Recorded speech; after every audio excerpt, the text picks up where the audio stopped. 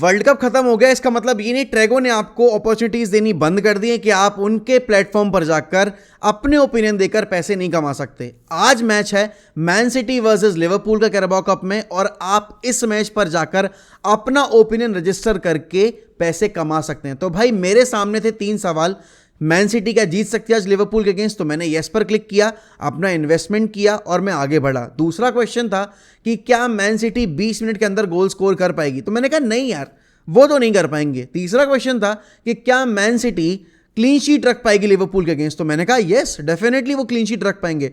तो ऐसे आप भी पार्टिसिपेट कर सकते हैं, पैसा कमा सकते हैं और अपनी जो अमाउंट होगी विनिंग वो तुरंत मैच के बाद निकाल सकते हैं यूपीआई पेमेंट के थ्रू। तो देरी मत कीजिए, डाउनलोड करिए ट्रेगो ऐप और आज ही पार्टिसिपेट करना शुरू करिए और आज ही जीतना शुरू करिए। मैड्रिड वालों ढोल नगाड़े निकाल लो, एम्बापे समर में मैड्रिड आ रहा है। मैं लिटरली दावा दे के कह सकता हूं कि एम्बापे पीएसजी छोड़ने वाला है।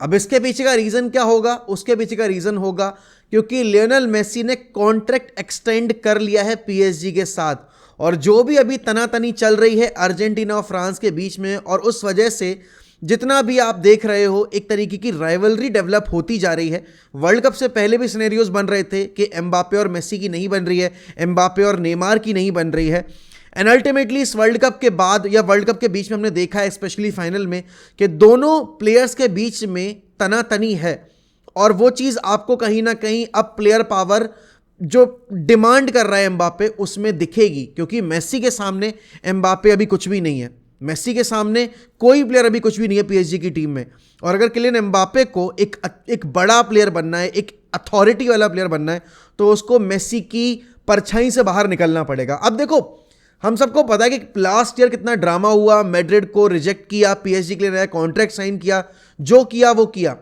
बट अल्टीमेटली अब बात यहां आ रही है कि मेसी अगर 1 साल और रुक रहे हैं, क्योंकि फेब्रिजो रोमानो ने ये चीज़ कल पोस्ट की है अपने ट्विटर हैंडल पर, उसके साथ ही साथ ले पेरिजियन ने भी ये रिपोर्ट फाइल की है।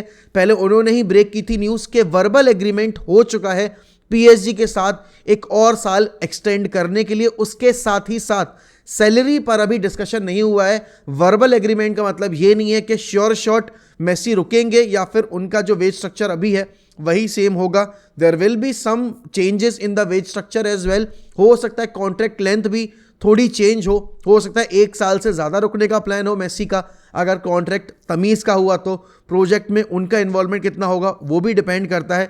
अब यहाँ पर पता है, अब मुझे पेरेस का एल चिरंगीतो वाला इंटरव्यू याद आता है जब उन्होंने क्लियरली ये चीज़ बोली थी कि मैड्रिड एक ऐसा क्लब है जहां पर बड़े प्लेयर्स के लिए दरवाजे कभी बंद नहीं होंगे, वर्ल्ड क्लास प्लेयर्स के लिए दरवाजे कभी बंद नहीं होंगे। और हम सबको पता है अभी वर्ल्ड फुटबॉल की सबसे हॉटेस्ट प्रॉपर्टी कौन बना हुआ है, specially after the world cup, it is Kylian Mbappe.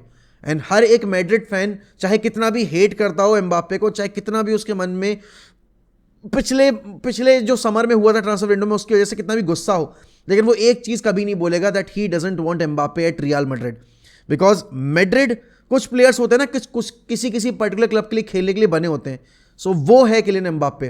Kylian Mbappe बना है मैड्रिड के लिए खेलने के लिए, तो वो एक हमें डील होती दिख सकती है समर में, and it will be because कि प्लेयर पावर का वहाँ पे पीएसजी में एक बार फिर से इशू होगा, एंड इस बार एम्बापे नहीं रुकना चाहेगा, बिकॉज अगर उसको एक बड़ा नाम बनना है तो उसको मेसी की परछाई से निकलना पड़ेगा, एंड मेसी को अगर वो डिसरिस्पेक्ट करेगा तो ये चीज़ ना मेसी फैंस एक्सेप्ट करेंगे ना फुटबॉल फैंस एक्सेप्ट करेंगे। क्योंकि देखो मेसी ने अपने करियर में बहुत कुछ सब कुछ अचीव कर लिया भाई, उसने फुटबॉल कंप्लीट कर दिया हर एक ट्रॉफी जीतकर। एम्बापे को अभी शुरुआत करनी है अपनी लेगेसी बिल्ड करने की, तो लेगेसी की शुरुआत ही अगर एक ऐसे इंसिडेंट के साथ होगी जहां पर सारा जो फुटबॉलिंग वर्ल्ड उसके अगेंस्ट खड़ा हो जाएगा, तो काफ़ी मुश्किल में पड़ जाएगी उसकी आने वाली लेगेसी, उसका आने वाला टाइम पीरियड। तो उस लिहाज से Mbappe might leave PSG in the summer ना। बहुत सारे क्लब्स इंटरेस्टेड होंगे, लेकिन उनमें सबसे पहला नाम एम्बापे की लिस्ट में जो प्रेफरेंस पे होगा वो मैड्रिड का ही होगा।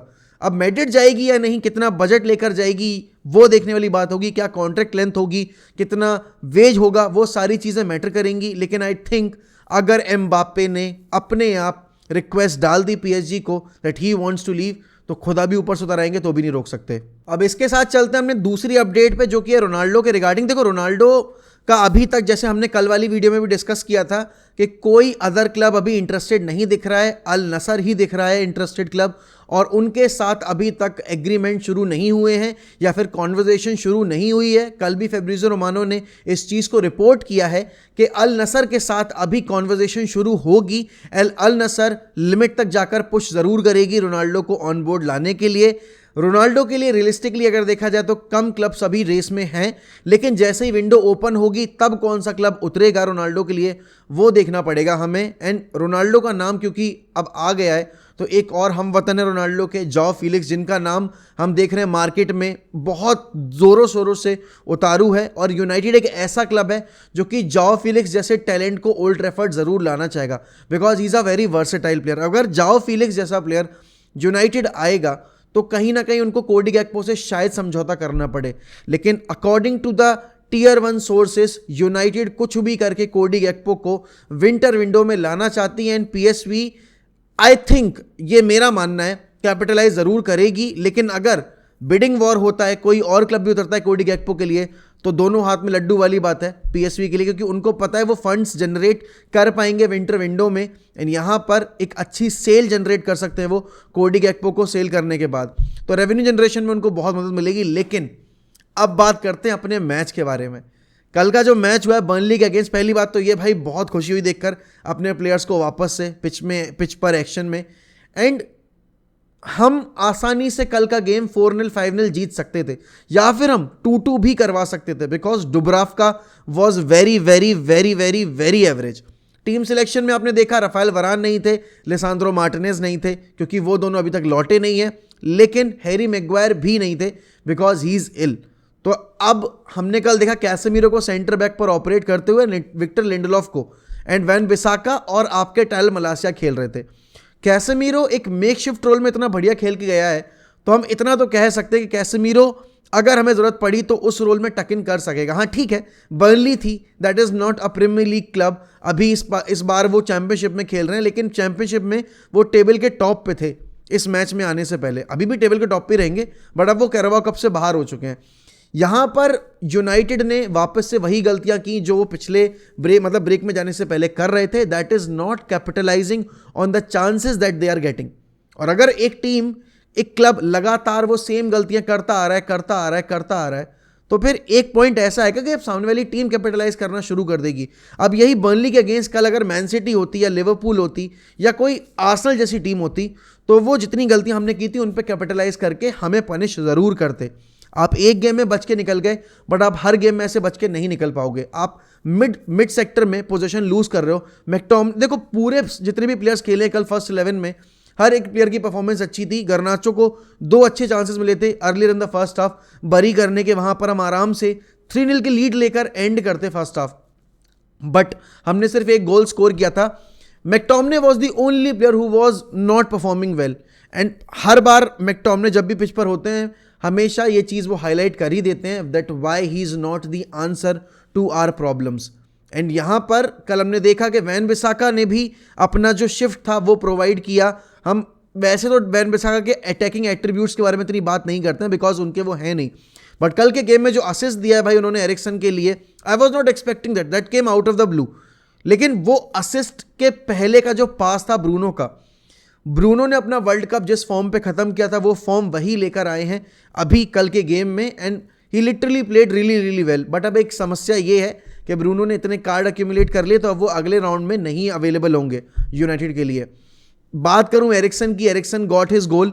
Rashford was the superstar of this game मेरे हिसाब से, तो he was playing out of position, and Rashford ने वर्ल्ड कप के जाने से पहले भी अच्छी परफॉर्मेंस दी थी, वर्ल्ड कप में इंग्लैंड के लिए जब मौका मिला तब अच्छी परफॉर्मेंस दी, और कल रात में भी रैशफोर्ड ने बहुत ही सॉलिड परफॉर्मेंस दी है। स्पेशली जो गोल स्कोर किया है ना भाई, आय हाय हाय हाय हाय, मज़ा आ गया देखकर। ये रैशफोर्ड मैं देखना चाहता हूँ वीक इन वीक आउट। ये रैशफोर्ड जो अपनी फुटबॉल एंजॉय करे, ये फैंस को एंजॉय करवाए, जो प्लेयर्स के ऊपर प्रेशर बनाए, प्लेयर्स को पता हो कि भाई रैशफोर्ड के पास ये टैलेंट है तो हमें एक्टिव रहना है, और उसके साथ ही प्लेयर्स जो उसके अराउंड खेल रहे हैं उनके पास भी कॉन्फिडेंस आता है जब उनका फॉरवर्ड अपने दम पर गोल स्कोर कर रहा है। 16 गोल बेहतरीन फार पोस्ट स्कोर किया है और कितने वाइडर एंगल से स्कोर किया है। आपने डिफेंडर्स को बीट किया, 3 डिफेंडर्स को, और उसके बाद आपने गोल स्कोर किया। मार्शल का भी थोड़ा सा हॉट एंड कोल्ड गेम था, चांसेस मिले लेकिन वो बरी नहीं कर पाए। बट ऑन अ होल अगर मैं बात करूं टीम की परफॉर्मेंस इतने लंबे ब्रेक के बाद क्लब फुटबॉल में आए वो, तो उस लिहाज से अच्छी थी। बर्नली लगातार फुटबॉल खेल रही थी। विंसेंट कंपनी की टीम ने हमें थोड़ा बहुत टेस्ट किया। उनकी फिनिशिंग बहुत खराब थी, जैसे हमारी फिनिशिंग खराब थी, उनकी भी फिनिशिंग खराब थी। लेकिन यूनाइटेड ने कल के गेम में वो शार्पनेस ज़रूर दिखाई है थोड़ी, जो हम सोच रहे थे कि शायद ना हो प्लेयर्स के अंदर, क्योंकि वो इतने लंबे टाइम के बाद एक दूसरे के साथ खेल रहे हैं। बट क्वालिटी है। टेन हैग का टीम सिलेक्शन भी परफेक्ट तो नहीं बोलूँगा मैं, बट जो रिक्वायरमेंट थी उसको मैच कर गया और उसके बाद हमने मैच अपना निकाल लिया। But at the same time अब जब प्रीमियर लीग 26 तारीख से शुरू होगी तब हमें देखना पड़ेगा कि भाई हमारा अप्रोच कैसा रहने वाला है, क्योंकि we are not the favourites to finish inside top 4। आपको पता है कि जनवरी के महीने में आपके बड़े बड़े गेम आने वाले हैं। आप मोमेंटम कैरी करके जाना चाहोगे, आप जितना स्ट्रांग पोजीशन में उतर सकते हो उतना स्ट्रांग पोजीशन में उतरना चाहोगे। तो यहाँ पर अब यूनाइटेड के लिए एक चीज़ समझने वाली है कि उनके लिए विंटर विंडो बहुत क्रूशियल होने वाली है। अगर उन्हें टॉप 4 सिक्योर करना है, अगर उन्हें यूरोपा लीग में बार्सिलोना के अगेंस्ट अच्छा रिजल्ट निकालना है। एंड ये सब कब पॉसिबल होगा? ये तब पॉसिबल होगा जब बोर्ड और मैनेजर एक ही लेवल पे सोच रहे हैं और एक ही प्रोग्रेशन में जाना चाहते हैं। बट अल्टीमेटली देखना होगा हमें कि आखिरकार डिसीजन क्या होने वाला है विंटर विंडो को लेकर। लेकिन अगर मैं इंडिविजुअल बेसिस पर बात करूं, गर्नाचो का परफॉर्मेंस अच्छा था। एंटनी जब पिच के ऊपर आया he was very impactful. Fred जब पिच पर आया he was good. Luke Shaw once again he was very good. Malacia थोड़े से ऑफ दिखे मुझे, बट हाँ विद गेम उनका जो इंप्रूवमेंट है वो हमें देखने को मिल रहा है। मैच दर मैच कुछ चीज़ें उनमें इंप्रूव हो रही हैं। लेकिन यार टॉकिंग पॉइंट यही है कि यूनाइटेड को एक नंबर 9 चाहिए, बिकॉज अगर मार्शल गोल स्कोर नहीं कर रहे हैं, अगर आपके रैशफोर्ड गोल स्कोर नहीं कर रहे हैं, तो फिर कौन सा वो प्लेयर होगा जिसको आप देख सकते हो, किसके ऊपर आप ट्रस्ट कर सकते हो। फ्री किक ड्यूटीज थोड़ी इंप्रूव करनी पड़ेंगी। ब्रूनो की फ्री किक्स नहीं अच्छी जा रही हैं, और रैशफोर्ड अगर फ्री किक्स स्कोर कर पा रहे हैं, इंग्लैंड के लिए उन्होंने स्कोर की थी, तो आई थिंक कभी कभी हमें स्विच भी करके देखना चाहिए कि कौन सा प्लेयर क्या प्रोवाइड करवा सकता है। एरिक्सन आपके पास ब्रिलियंट फ्री किक टेकर है। एरिक्सन को हटाकर आप ब्रूनो को फ्री किक्स अगर देख रहे हो, तो वो थोड़ी चीज़ें मैनेज कर रही हैं टेन हैग को। एंड गेम मैनेजमेंट थोड़ा सा और इंप्रूव होगा तो टीम और इंप्रूव होगी। बट पहले मैच के हिसाब से इतने लंबे ब्रेक के बाद मैं सेटिस्फाइड हूँ परफॉर्मेंस से। But we should have scored 5 goals against Burnley, that's for sure, क्योंकि हमने चांसेस क्रिएट किए हैं। इट्स नॉट लाइक कि आपने चांसेस नहीं बनाए, चांसेस बनाए बट आपने कन्वर्ट नहीं किए। एंड हम सबको पता है, हमने वर्ल्ड कप में भी रिसेंटली देखा है, ब्राज़ील ने चांसेस बनाए, उन्होंने स्कोर नहीं किया, वो बाहर चले गए। पोर्चुगल ने चांसेस बनाए, उन्होंने स्कोर नहीं किया, वो बाहर चले गए। तो अगर आप चांसेस बना रहे हो और आप उनको बरी नहीं कर रहे हो, तो फिर उन चांसेस का कोई मतलब नहीं बनता है। But we are very close to 45 के, और आपको पता है यार कि हमें इस महीने के या इस साल के एंड तक 50 के करने हैं। तो if you are new to this channel, don't forget to subscribe, hit that bell icon, जिससे कि आपको तुरंत नोटिफिकेशन मिले। और साथ ही साथ बताइए कंटेंट में आपको और क्या चाहिए। और इसी के साथ मैं लेता हूं अलविदा आपसे, बट देखना ना भूलें अगला एपिसोड कल सुबह का। एंड ऐसे ही सपोर्ट करते रहें and look out for shorts, क्योंकि शॉर्ट्स भी बहुत क्रूशियल है इस चैनल के लिए। Keep supporting 1MFC, keep supporting football. Till then, goodbye, take care, sayonara.